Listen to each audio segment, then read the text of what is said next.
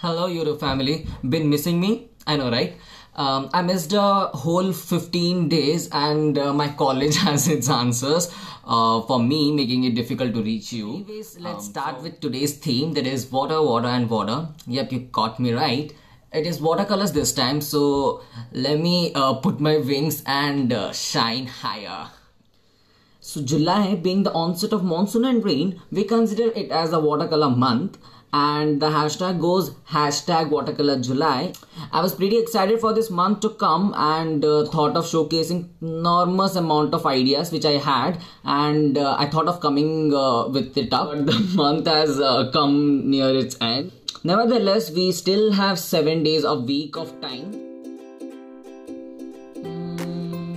I guess I have forgotten something.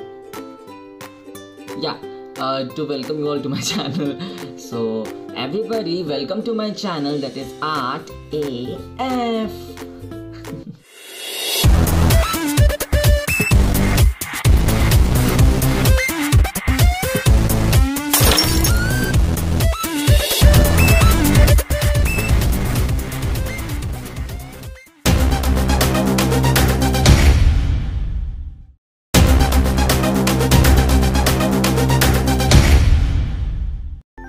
On your screen, there's a messy arrangement of my watercolor tubes, watercolor cakes, and some brushes with some water containers.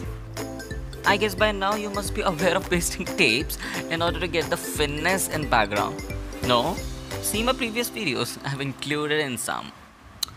By the partition, it's a bit clear that I'm going to draw 3 subjects, and those are 3 beautiful landscapes. For a landscape to look real and pleasing, it should have 3 things in it. It should have the flow, the depth, and the hues. And these are the exact things I'll be putting some more attention in today's painting. See, in the first study, I have included the flow. I'm just tapping my brushes with some colors, and the water is doing its magic.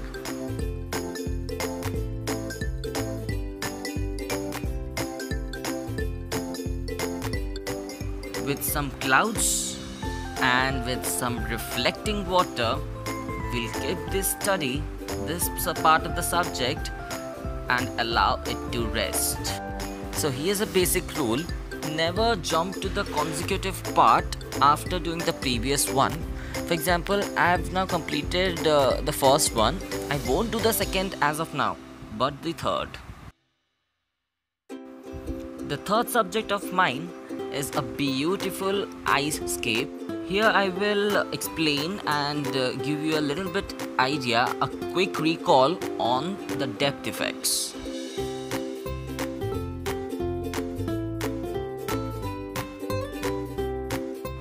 Basically, what the depth effect explains and tells us that we need to draw the near things a bit darker, and the things more farther are drawn lighter.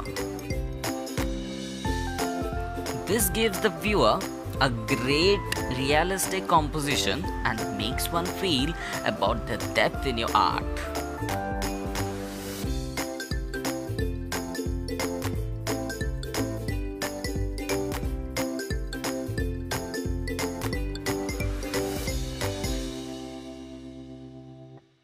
After getting ourselves over with the third one, we need to wait for a while. Let both the pieces dry well, and then we'll start the part 2. So my easy go-getter intention was to explain about the flow, the depth, and the hues. We got some ideas about the flow and depth, so let's study about hues. Hue, or we can also say that it's a tone of the painting. Basically, it is the most important part of a painting, and it's drawn out with a beautiful and nice blending, and yeah, we are focusing on blending. So in this part of my painting, I'm trying to incorporate all the shades of green and trying to bring them together.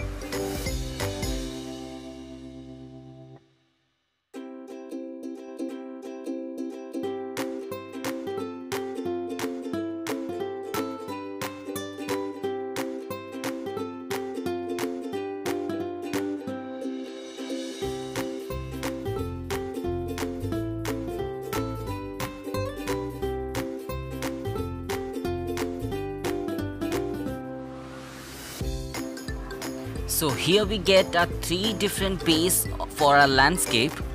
I have given this minute details. You can give it in your own beautiful ways and make your composition look real and